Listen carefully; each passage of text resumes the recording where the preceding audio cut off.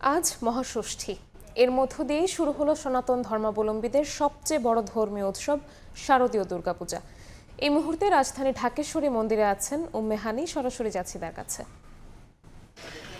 সবাইকে শারদীয় শুভেচ্ছা এবং আজ মহাষষ্ঠী এবং এই মহাষষ্ঠীর দিন থেকে আসলে শুরু হলো 5 দিনব্যাপী শারদীয় দুর্গা উৎসবের মূল আনুষ্ঠানিকতা। এবং আজকে কিন্তু সকাল থেকে আসলে আমি আছি ঢাকেশ্বরী মন্দিরে এবং এখানকার চারপাশটা যদি দেখায়, আজকে কিন্তু সকাল থেকেই খুলে গিয়েছে মন্দির প্রাঙ্গণ এবং যদিও এখনো শুরু হয়নি পূজার আনুষ্ঠানিকতা, কিন্তু ভক্তরা কিন্তু সকাল থেকে আসতে শুরু করেছেন। এবং একটু বলে রাখি, এখানকার যে পুরোহিত রয়েছেন আমাদের, তিনি কিন্তু জানিয়েছেন যে আজ ষষ্ঠীর দিনে কিন্তু সকাল 9টা 58 বিহিত পূজার মধ্যে দিয়ে কিন্তু শুরু হবে এখানকার পুজোর আনুষ্ঠানিকতা। এবং এছাড়া যদি একটু বলি যে একটু যদি দেখাই যে মন্দির প্রাঙ্গণের এই যে বেলতলাটি রয়েছে, এখানে কিন্তু বিশেষ পূজার আয়োজন করা হবে এবং সেজন্য কিন্তু এখন এই বেলতলায় চলছে আসলে ধোয়া মোছার কাজ এবং পূজার যে সরঞ্জামাদি রয়েছে সেগুলোও কিন্তু এক এক করে আনছেন এখানে। অর্থাৎ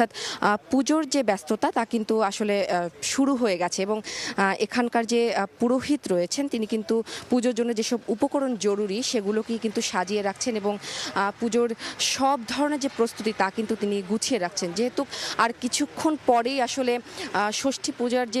ষষ্ঠীর যে বিহিত পূজা রয়েছে সেটির আনুষ্ঠানিকতা শুরু হবে। এবং আরেকটা বিষয় বলে রাখি যে আজকে ষষ্ঠী পূজাকে কিন্তু কেন্দ্র করে কিন্তু জোরদার করা হয়েছে নিরাপত্তা ব্যবস্থা এবং মন্দির প্রাঙ্গণে কিন্তু একটু আগে আইন শৃঙ্খলা রক্ষাকারী বাহিনীর আসলে কয়েকটি দল কিন্তু এখানে মহড়া দিয়ে গিয়েছেন এবং এখানে কিন্তু নিরাপত্তা ব্যবস্থাও জোরদার করা হয়েছে এবং এখানে কিন্তু কন্ট্রোল রুমও বসানো হয়েছে।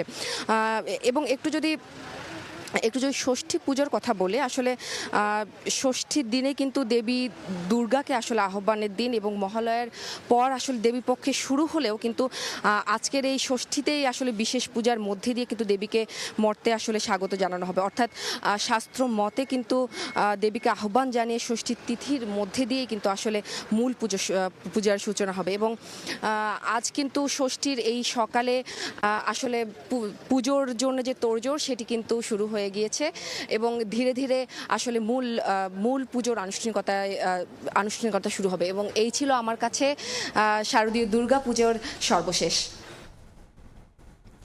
ঢাকেশ্বরী মন্দির থেকে সরাসরি যুক্ত হয়েছিলেন সহকর্মী উম্মে হানি।